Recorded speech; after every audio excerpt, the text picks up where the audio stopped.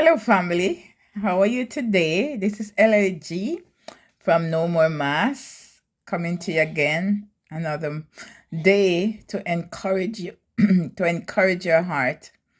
All right. So today, I have this on my thought to explain what is trauma. We go through so much trauma as children, and especially us as people of color. We don't do therapy. We didn't get therapy. We didn't go to psychologists and all of that. So when we go into trauma and stuff happen in our lives, it just go and stay in our subconscious, and we just sweep it under the rug and let it stay there.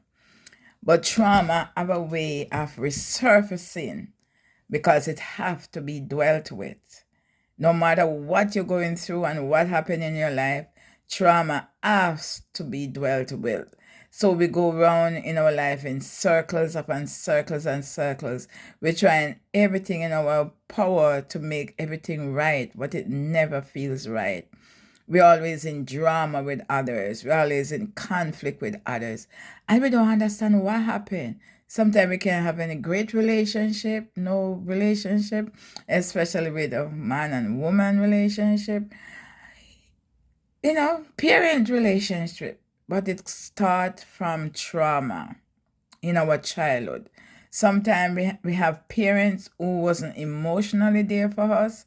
They were physically there. They provide shelter. They provide food. They provide clothes. If maybe not. It depends on the circumstances.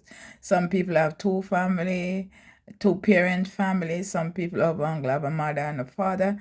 Some people don't have any, a single parent. Some people, their grandparents grew them or they were left in the system. Whatever the situation is, we were so wounded that it was deep embedded in our soul, deep in our soul. So that's where trauma is. Because if we didn't get help for it, then it lingers. And after a time in our life, then it start resurface and start causing problems. And then you don't understand what's going on. But I know, now I know, the Bible tells us all things work together for good, right? So now I understand what my trauma was, and I understand how I overcome it, and I understand now I'm here to help others overcome theirs. But before I go, one little testimony that I remember, I just want to share something before I go. I remember when I was about 6 or 7, I was kidnapped, right? I was kidnapped and taken away to a far place from my mother, my grandparents, my sibling. I was taken away. And when I was taken away, I was molested, sexually molested, until I was 13 years old. And but the part that really stuck with me that day when I was when I was abducted, taken away, kidnapped, and by my own father. All right, he take me away and carry me away. But the day that he was taking me away, where we saw my mom, because they were separated. But he was revengeful and wanted to take me from her. And I remember we were in this taxi, and the taxi stopped, and she came and she saw me and she said, can you let her out? I want my child. You can take her away. You can do this to me. And he said, well, it's my child too, and I'm taking her. I want her. And she was crying her heart out, you know, and he just jumped back in the taxi, and then the taxi just speed away. And I, as a little girl, was looking through the rear view mirror, looking at my mom crying and running toward the car. And I was crying. And that stuck with me all my years.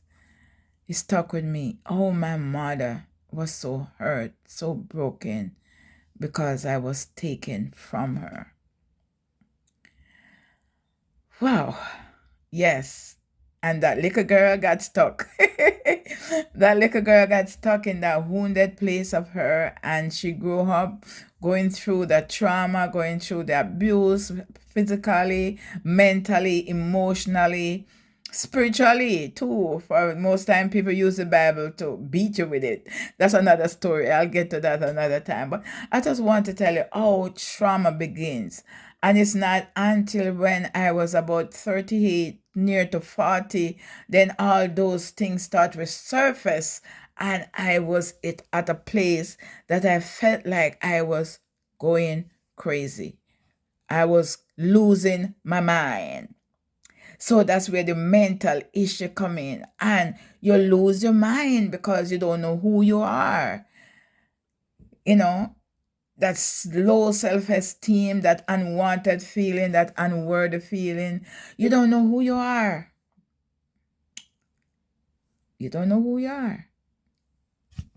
And when you do not know who you are, you're stuck. That's what stuck means. All right? Trauma, woundedness keep us in that place. That wall that we build up inside, that nobody else is not going to hurt us again. Nobody else. I'm not giving nobody else no chance to hurt me because I was so hurt back then, and we block our own blessing by putting up that wall. But until we learn how to forgive, forgiveness break the chain, but forgiveness set us free until we learn to forgive our abuser. Yes, we have to forgive them first and foremost before we can overcome, before we can go forward. And I remember I have to do that. I have to forgive my father, and I have to forgive the others that hurt me along the way, because it wasn't him, because alone, because as a little girl and you're dear and you don't know who you are, and somebody else will come and just do stuff to you, and the next one will come, because it's normal. It's so normal. You grow up doing the normal thing that you know, and that stick inside of us, and we become so broken, so heart broken, because we don't know who we are, we don't know what is love, and we're searching for love in all the wrong places. But I'm just here to tell you today, Jesus is love, and you are love. You are important. You are special. You are worthy. All right? Jesus loves you, and I love you too. And I just want to let you know that learning to love yourself is the greatest gift of all. Peace. Talk to you soon. LAG out.